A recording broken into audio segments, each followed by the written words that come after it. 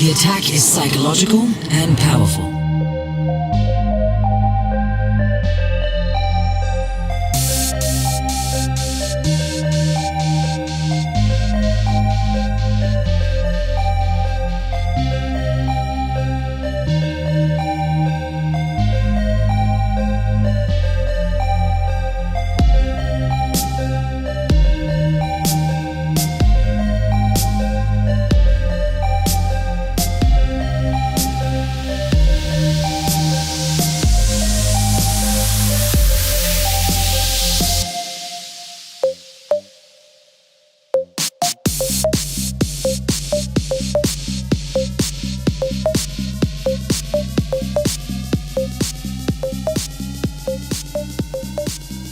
The attack is psychological and powerful.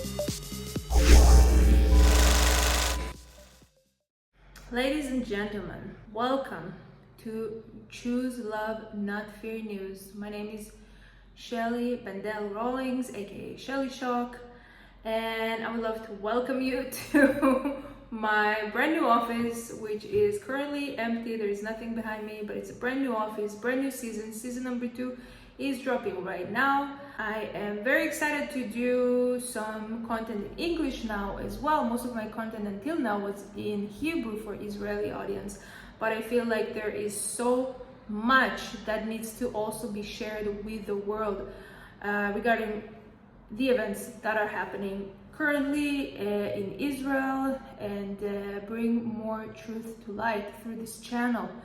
So I have a very interesting show for you today. Very big news to share. Without further ado, let's get to the news. Wanted to share with you a recent discovery that I made thanks to our beloved community and friends. I came across a very serious and important document. A document that once introduced to the right people will create such turmoil and bring some very harsh truth to light regarding what really caused October the 7th massacre, and hopefully in the end eventually bring some justice.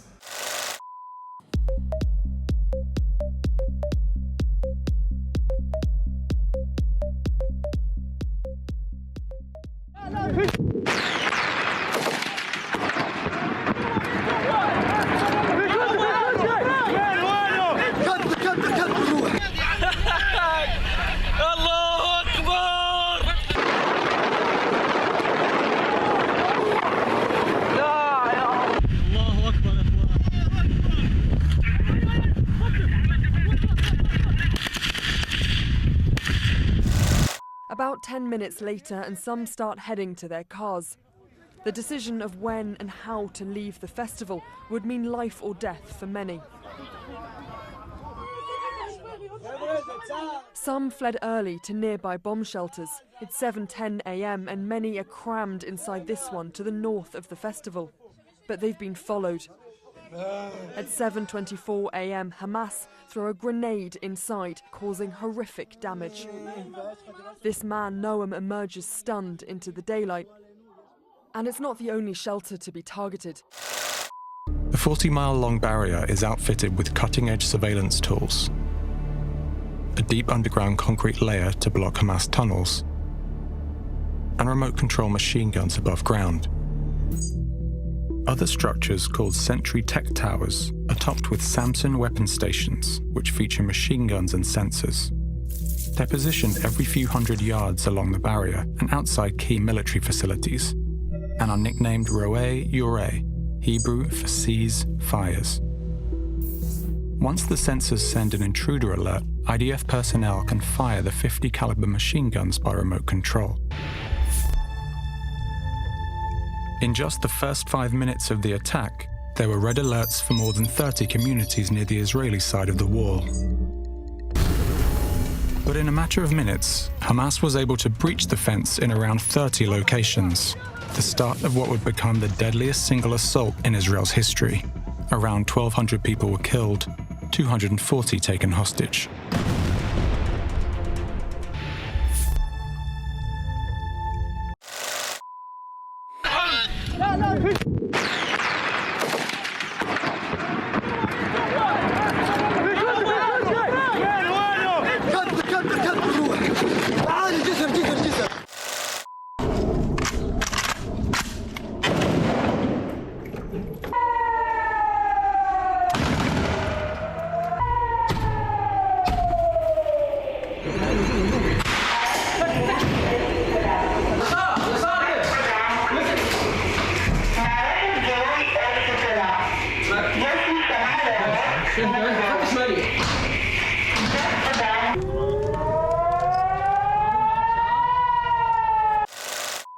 Hundreds of thousands of innocent civilians that are suffering still from what happened.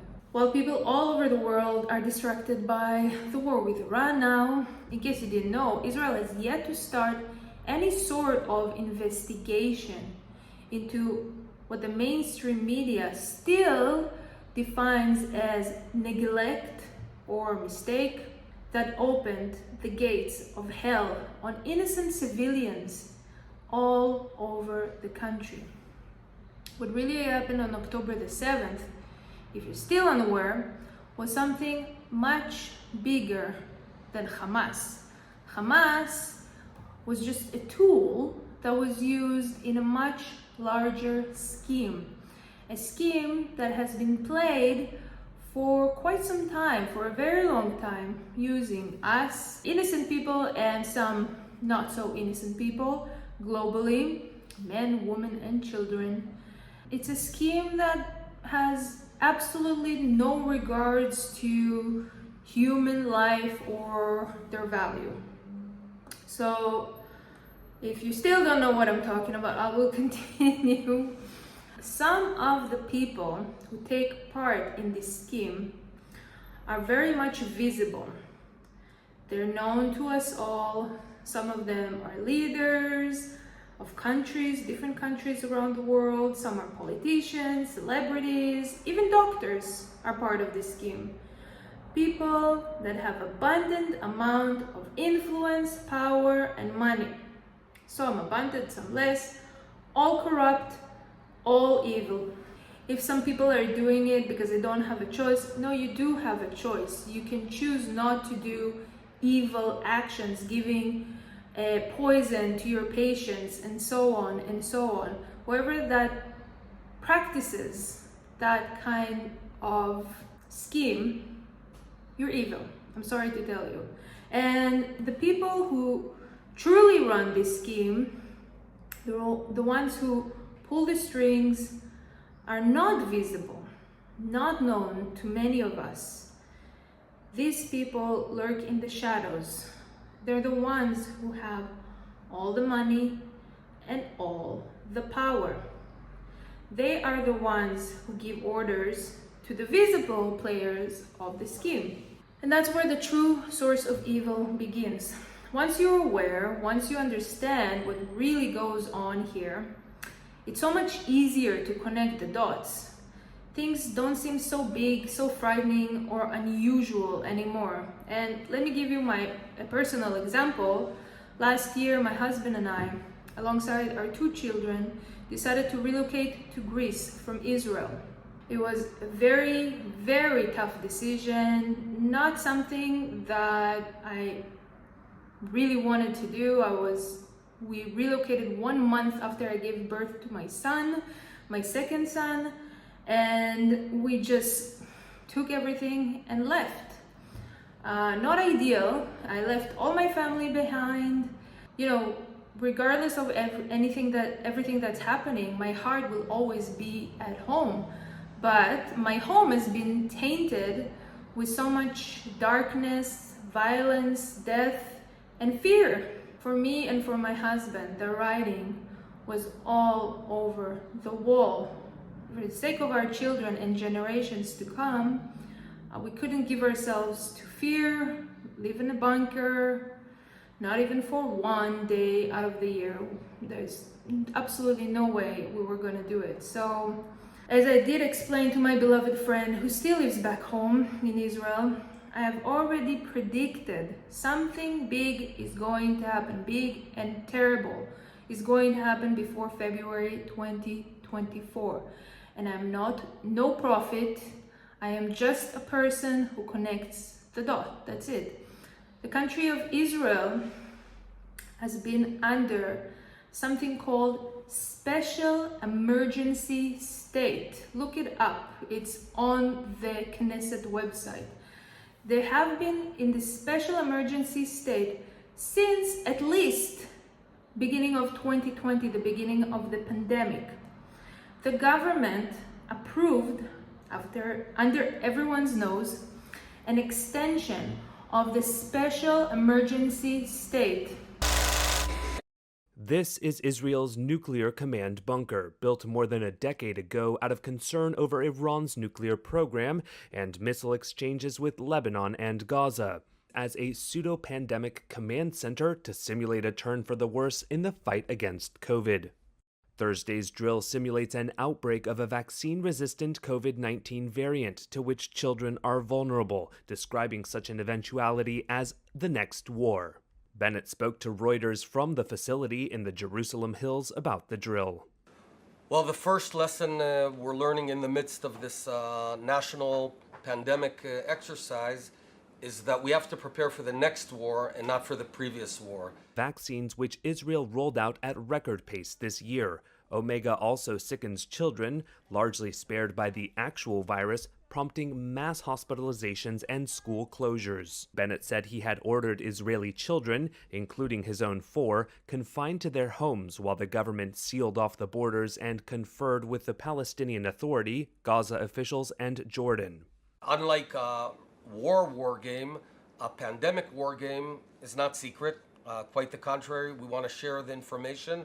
So whilst in Israel we're very used to conducting war games, this unique pandemic game is one which we are eager to share. And the main lesson is move fast, move hard. Bennett said Israel will brief foreign leaders next week on the findings For COVID until February 2024. Even though all COVID restrictions had been lifted across the whole country since February 2022. Okay, so why did they have to extend the special emergency state until February 2024? Anyone? This extension, this special emergency state that they're doing, it grants the government special authority and the ability to approve new laws more quickly, implement policies, and pass through measures that would not normally be permitted. And it's a very good question to ask also, since when they have been under this special emergency state, because apparently it even happened many times before COVID. So the new state of emergency that is currently operating in Israel, now there is a new state of emergency in Israel that is active now under the new threat of the war. And as you probably know, special powers given to the wrong people will cause very bad situations. I don't think you have to be very smart to know that. But anyways, what happened on October the 7th for me was not a surprise. It was horrendous. Opening the door and looking into hell for me. I didn't want to be right about it. As things seem, this is just the beginning. Unless we actually fight back and do something to stop it today.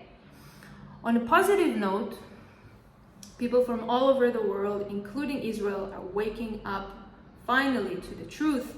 Now that the only thing that's left now is to fight back against the darkness with full force. Nowadays, my husband and I are working on a mini-series to expose the real events that brought the hell of October the 7th to our brothers and sisters at home.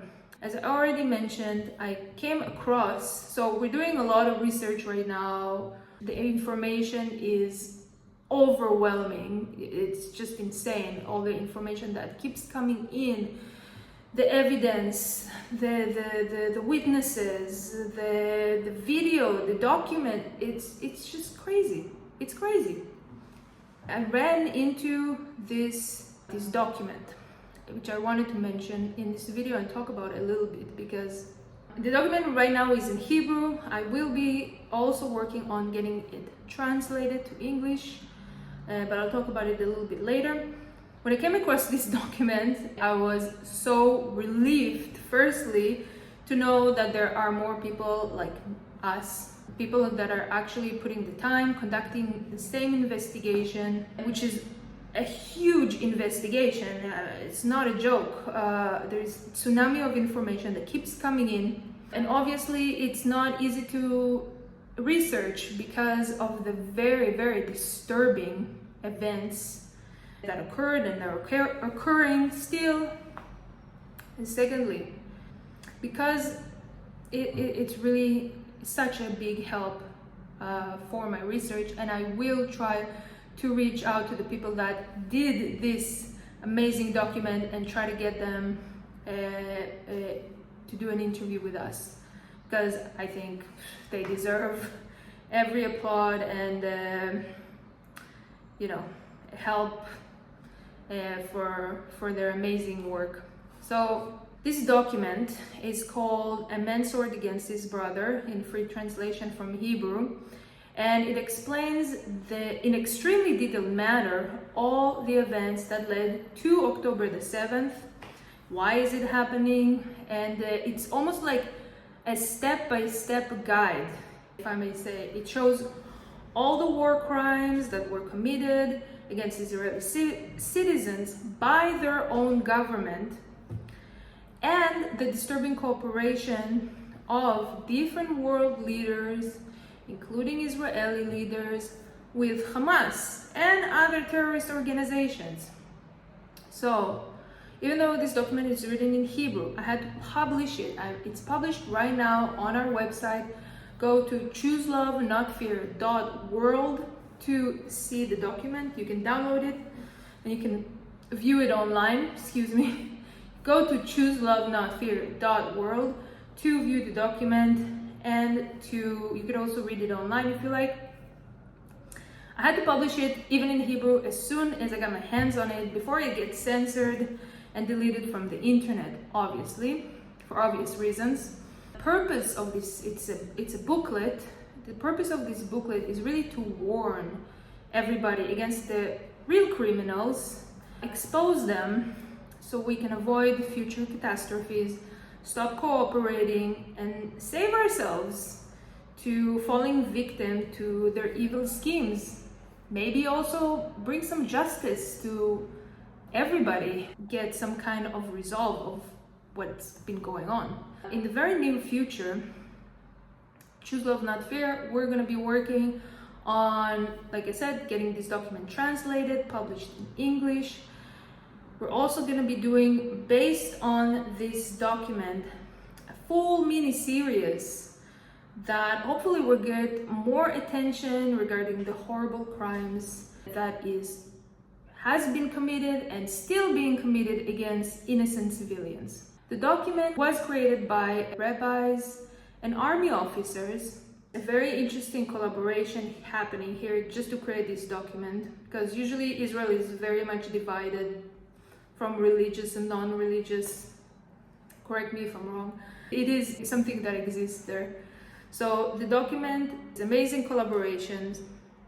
People really want to expose the truth. Some of the questions that were highlighted in this document, I wanted to include them just to give you a better picture of what they're really talking about. So a few of the questions that a lot of people are still asking is, number one, how did Hamas know there will be no security, from defense to helicopters, fighter jets, anybody, security on the ground, anybody. I mean, there was no one there.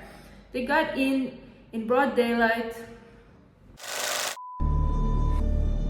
After a $1 billion upgrade in 2021, Israeli officials dubbed it the Iron Wall.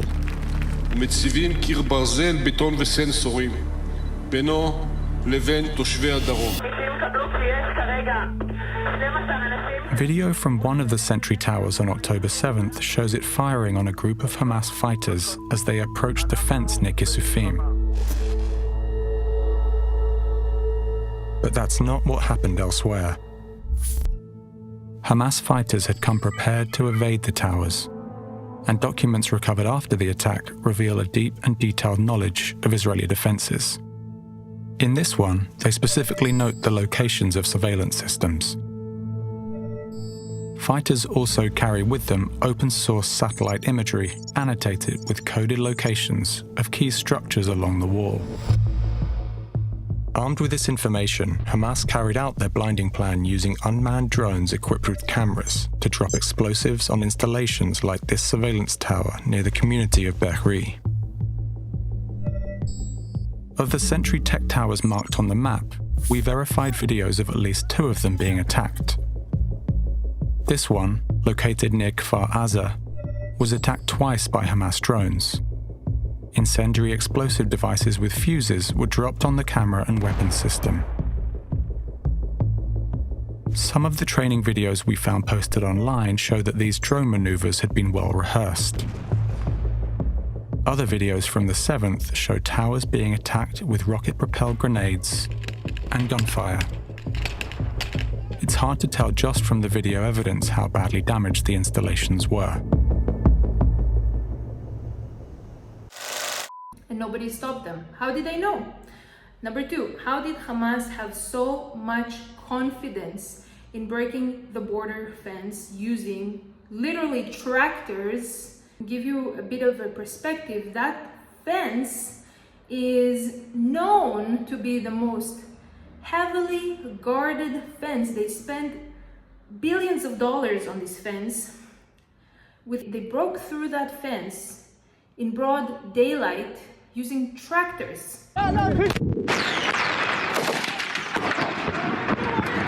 ואם חשבנו שכבר ראינו הכל, תראו את זה, חוליות מגיעות לעשרות נקודות לאורך הגבול, ויש להם זמן, הרבה זמן.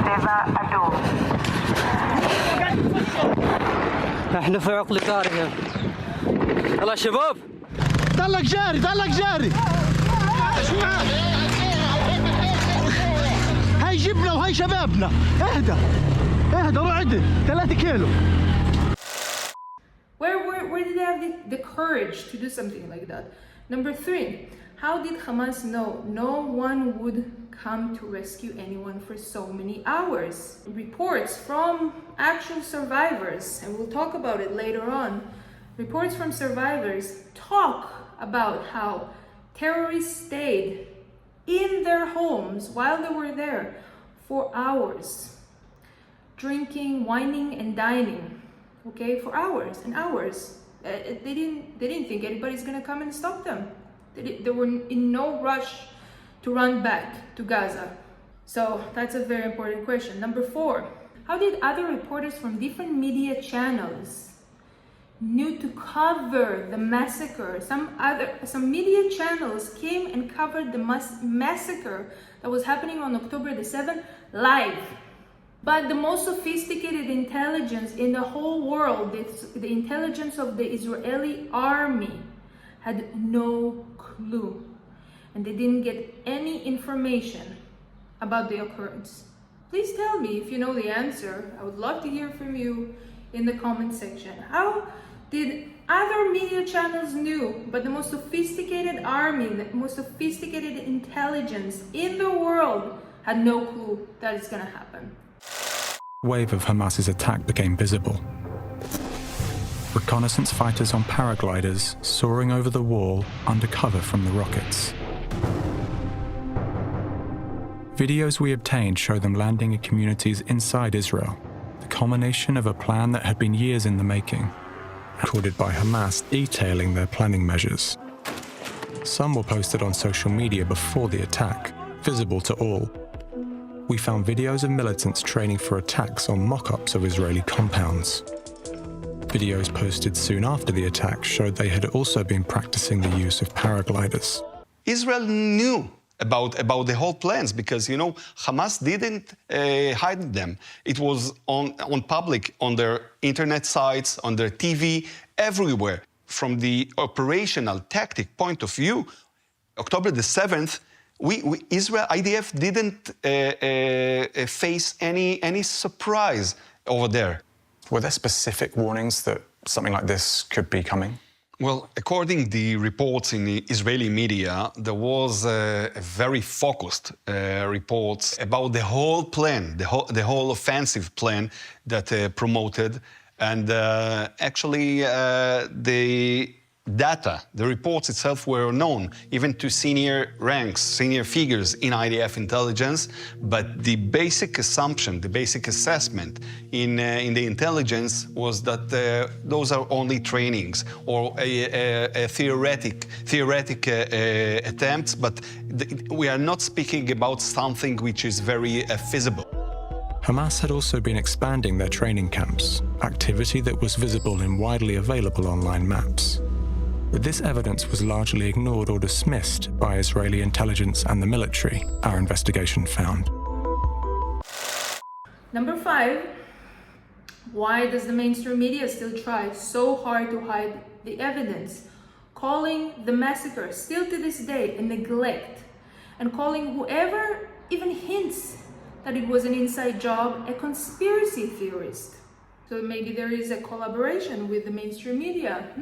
What a surprise. Number 6, why didn't the mainstream media report immediately when they were warned about the slaughter?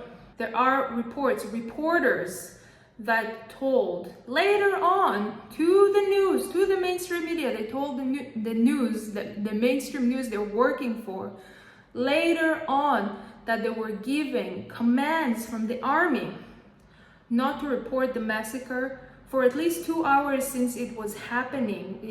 Since they got the report at 7 in the morning and they wanted to send the report, warn people that maybe they should go and hide in their basement, in their house. There are people roaming the streets with guns, killing people, but they could not do it. They were gagged by commands, by orders. They were told not to do it. They could save so many lives, but they couldn't do it. Hamas surrounded the festival, blocking 3 approaches to the south, north and west, forcing people to flee across the fields to the east. Even then, they were hunted. It's now 8:15 a.m. and Gal Buchspan survives along with others by running across the fields. He's pictured here in the white t-shirt. Local police and security told them to drive east across rough land due to roadblocks on the main road, but many end up fleeing on foot. We're like ducks. It's 8:30 a.m. and as Gal and others continued running east, others running north met with more bullets and a police blockade, causing further panic. As a result, revelers start running back down the main road towards the festival, not knowing there are more militants just a few kilometers further down. On that same road, chilling dashcam footage shows Hamas militants shooting directly at an approaching car just an hour earlier. Those festival goers that remained closer to the concert site hid behind anything they could find, even behind trees, waiting while the bullets closed in. Many did not survive. 260 are reported dead, but that toll could rise. Just 3 hours after the start of the massacre at 9:39 a.m, videos emerge of some festival goers already held hostage in Gaza. This man still wearing a festival wristband, and another visibly wearing the security uniform. Their fates remain unknown. It would be 10 hours until help arrived for some. Others are still missing, feared dead or held hostage in Gaza. The scale of this tragedy may grow greater yet, after those 6 hours of horror in the desert. Number 7, the most precedented question right now, floating around. Where were everybody? The army was not there. Nobody came to anybody's rescue for more than 8 hours. 8 hours. People were being massacred, killed, slaughtered, raped, tortured. Nobody came to save them. Nobody. And there are also, I will talk about it more, but because there's so much going on, I could, make this video for hours on end. But there are reports of people calling even the Prime Minister, Benjamin Netanyahu, telling him that, we're dying here. Please send the army, help us. And he said it's being looked at. We're taking care of it. Hours go by, nothing happened. Nothing. Insane. So where were everybody for 8 hours? Nobody knows. In the weeks that have followed, Israel's military and intelligence establishments have come under intense criticism. A spokesman for the Israeli Defense Forces, Lieutenant Colonel Peter Lerner, agreed to speak with me at a military base in Tel Aviv.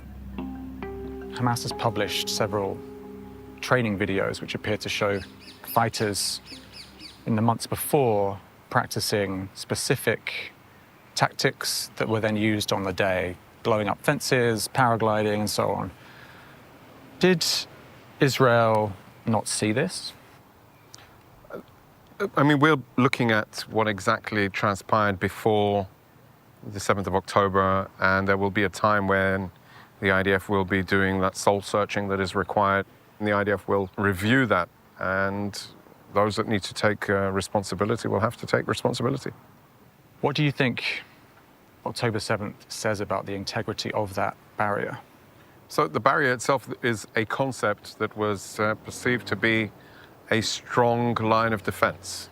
But any line of defense can only withhold a certain amount of pressure.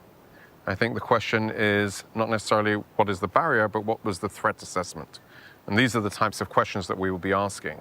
These are the types of questions that the answers to the residents of those towns, of the kibbutzim, we owe them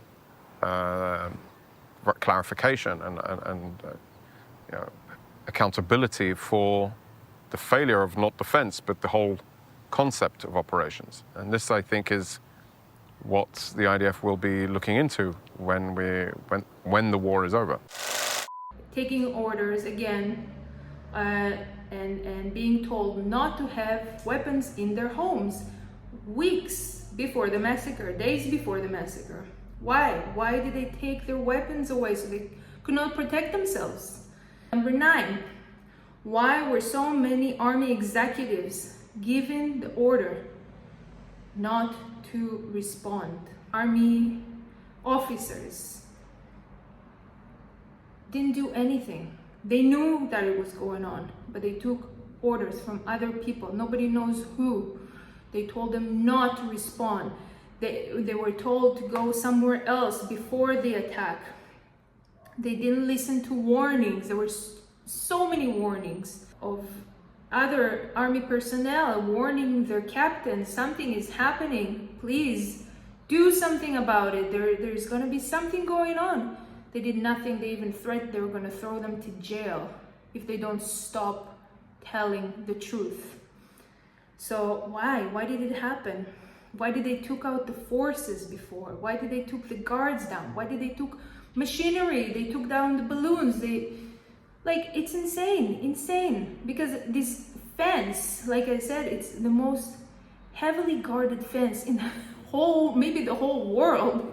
They spend so much money building this fence, and so many reports of other people and people that went to the military too and they guarded this border say that even a dove couldn't cross that fence without just sounding the alarm and getting everybody in the base going to see what is this dove doing.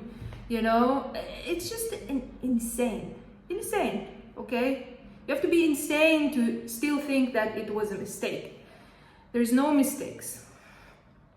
Not in this case, that's for sure. Anyways, the questions, this is just like some of the main questions, but there are so many more questions to be asked. The information keeps flowing and coming. It's absolutely insane. It's very hard to keep track. We're doing a very extensive research here. Document itself, even with all the information and the amazing work that has been done, still that it doesn't even cover the tip of the iceberg of what is really going on, unfortunately. But it's such a good work that it needs to be talked about. It needs to be known to the public. That's why I'm doing this video. The document, in a big part of the document is also there are a lot of this chapter of coincidences, all kinds of events that happened before and during the attack, that when you look at it, you just know it's not a mistake. It was not a mistake. There was no way this could have been a mistake. The only mistake is that it's still not being investigated right now. That's the only mistake, because time is going by and this is getting old. And the more time goes by, the less chances of, you want to do the investigation when it's still fresh, not when so much time goes by and, people can wipe their tracks, make themselves seem okay. Anyways, currently to this day, not even one politician from Israel, not even one army personnel, chief, leader, commander, nobody is being investigated. Nobody, not even the prime minister. Nobody is being investigated. Hundreds of thousands of Israeli citizens have been torn out of their homes in both the northern border and the Gaza Strip border, making them refugees in their own country since October the 7th. People are still living the hell that they saw and experienced during that attack. From the Nova Festival, I heard the news. It's just horrible. More than almost 50 people have committed suicide. 50 survivors of the Nova attack took their own life because they couldn't bear living anymore, because it's a nightmare. More than 100 kidnapped civilians' whereabouts and status is still unknown. A 1-year-old is somewhere in the hands of Hamas. A little boy, a baby. And they don't know where he is. They didn't even close the one deal to save him. A frightened mother is surrounded by men as she clutches her young children, trying to protect them. Her name is Shiri. Her young sons are Ariel, who's 4, and Kafir, only 9 months old. A video taken as Hamas militants kidnapped them from their home near the Gaza border. They haven't been seen since. I received a text. But they weren't the only children kidnapped. This footage shows Doran with her 2-year-old daughter Avi in her arms as gunmen bundled them on the back of a pickup truck. Also taken, her 4-year-old daughter, Rav. Not even one deal has been fulfilled to save these people. But at the same time, it just so makes me so angry, because at the same time there's so many reports coming out that they're letting Hamas terrorists go. Thousands of terrorists are being let go from prison right now, taken to their home. Here you go. And there's still no deal. They didn't bring the kidnapped people home. The kidnapped civilians. How can it happen? And again, not even one investigation has been conducted to answer the infinite amount of questions, infinite, since the beginning of the war. And always you hear the same excuse when people are saying, where were you for 8 hours? What's going on? the politicians and the mainstream media and the army personnel, they say, this is not the time, we need to win this war right now, we're in a war. After the war is over, we'll investigate. The war is still not over, as you can probably see and you hear around the news. Now there is a new war, and then tomorrow there's gonna be another war. When are you going to investigate? So, our goal this season is this goal. And I need to collect myself for a minute here. Honestly, because the crimes that have been committed and still being committed are not resolved. People need to be sent to prison from the commands, the command-in-chief, the people that are in the Knesset, they need to be thrown to jail and throw away the key for doing what they did. As God is my witness, we will answer those questions. We will find out what really happened, and we will bring the justice to light using this document and other extensive research that we're doing. Like I said, if you want to, the document is available on our website. All you have to do is go to chooselovenotfear.world and just scroll a little bit down. You'll find the document right there. It's in Hebrew, but you can do Google Translate if you want to. I will work personally on translating this document as well to English, and I will also post that on our website. And just to let you know, in this document, the really cool thing about it is that it's not just text.